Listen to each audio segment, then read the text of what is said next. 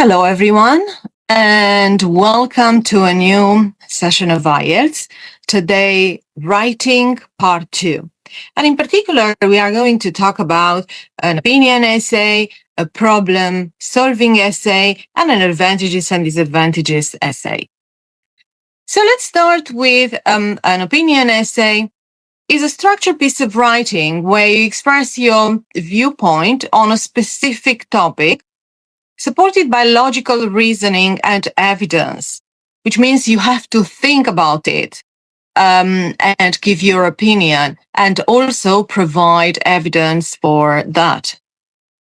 When you write an opinion essay, you must say what you think about the topic and try to convince the reader of your viewpoint on that particular topic.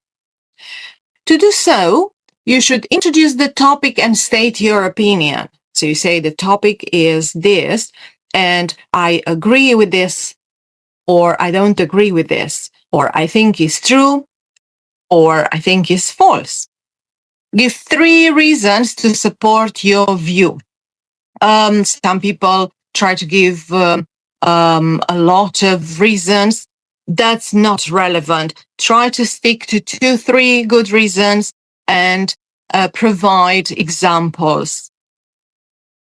Finally, write a conclusion where you summarize your arguments and repeat your opinion using different words. So overall, you will have to write 5 paragraphs for this particular type of essay. I have prepared for you here several topics so that you can see the task. And in particular, you can see at the end of your task, it says generally give your opinion. Give your opinion, or do you agree or disagree? Or do you think this is a positive or negative development, for example? So all these are examples of an opinion essay. Remember, you need to clearly say, I believe this is true, or I agree with this, or I think this is a positive or a negative development. Moving on to the second type of essay, which is problem-solution essay. To write a successful IELTS problem-solution essay, identify the problem clearly, propose effective solutions, and structure your essay logically. So read the task carefully and identify the main problem. Sometimes it helps to look at the causes of the problem and provide solution to the causes of the problem. The structure of the essay, you will need to write an introduction in which you will paraphrase the question to introduce the topic, state the problem, and briefly mention the solutions you will discuss. But remember, briefly. So mostly mention them rather than discussing them there. And in the main body, you will have 2 main paragraphs. In one paragraph, you're going to focus on problems, clearly outline the main problems related to the topic or the problem and the main causes. And you can discuss about 2-3 main causes of the problem and provide explanation and examples to support your points. In the second paragraph of the main body, you will have to provide 2 or 3 solutions. Explain how these solutions can be implemented and their potential impact. Finally, conclusion, summarize the key points discussed in the essay, restate the importance of addressing the problem and the effectiveness of the proposed solution. So why are these solutions effective? Why do you think these solutions will solve the problem? Again, I have prepared for you here several topics, just to have an idea how such an essay topic will look like. So, for example, in many developing countries, there is a problem with declining quality of air and water from both industries and construction. What measures could be taken to prevent this? So as you can see, even the word problem here is telling you that is a problem solution essay. But you realize straight away that is a problem solution essay because there is this problem of declining quality of air and water. Or, for example, the second one, some young people are leaving the countryside to live in cities and towns, leaving only old people in the countryside. What problem does this cause? Again, you see here the word problem and what can be done to solve this problem. So again, you will see here the word solve. So you think straight away, this is a problem solution essay. And the same is with the last topic. You can see here what effects does this phenomenon lead to and what solutions. So it's clear that these are examples of problem solution essays. Moving on to the third type of essay, advantages and disadvantages essay.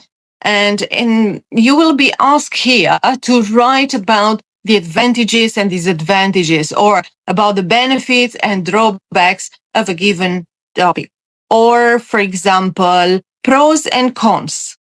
Just have this in mind. How to structure this essay? Basically, you will have again an introduction, and here you will paraphrase the question statement. State what the following paragraphs will discuss, but briefly in one sentence. Don't discuss the topic there. Remember, it's only introduction.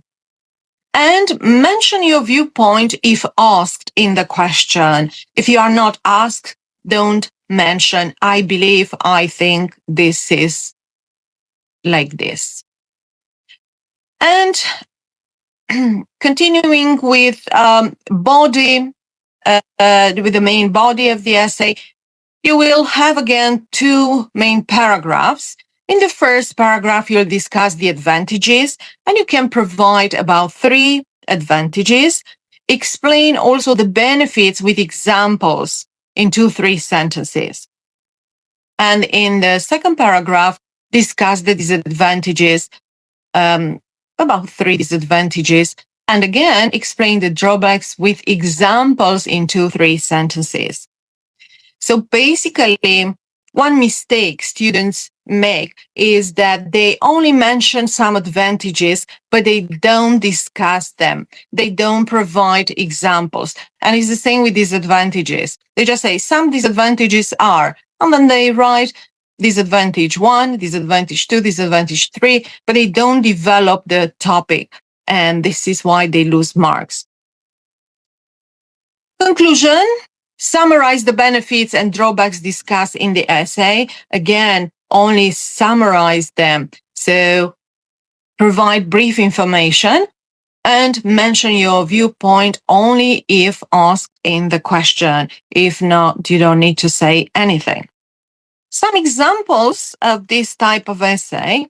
Evaluate the advantages and disadvantages of social media in modern communication and relationships. So as you can see here, even the words advantages and disadvantages come up. And the same for the second topic, analyze the advantages and disadvantages. Or it can be like this, the pros and cons. Like discuss the pros and cons of students taking a gap year between high school and universities. I have also prepared for you some writing tips here. First of all, it's very important to know the format. IELTS Writing Task 2 requires you to write a formal essay of at least 250 words in response to a given prompt. And I've given you already several examples of prompts. This task is worth 66% of your total writing score. So make sure you write it to the way is required. Write it in full. Write at least 250 words. Answer to all questions. give your opinion where you are asked to do that, because it is about 2/3 of your final mark. The time allocated is 40 minutes. The most important thing here is basically to take time to plan. It is better to spend the first 5-10 minutes planning your essay, brainstorming ideas, organizing your ideas, and then start writing, rather than starting writing and then you have problems later on organizing your ideas. The structure: organize your essays clearly, presenting the argument in a balanced manner. This actually means not too many advantages, for example, and fewer disadvantages, or don't talk too much about your opinion on a topic. When it comes to examples, use relevant examples to support your points. So clear examples from what you know, from your general knowledge, for example, or maybe from your work experience. And because this is a formal piece of writing, avoid using contractions such as I can't do that. I don't believe. You need to write the long form. I cannot. I do not. Hope these tips are helpful, and hope you have now a better understanding of IELTS writing part 2. Thank you for watching.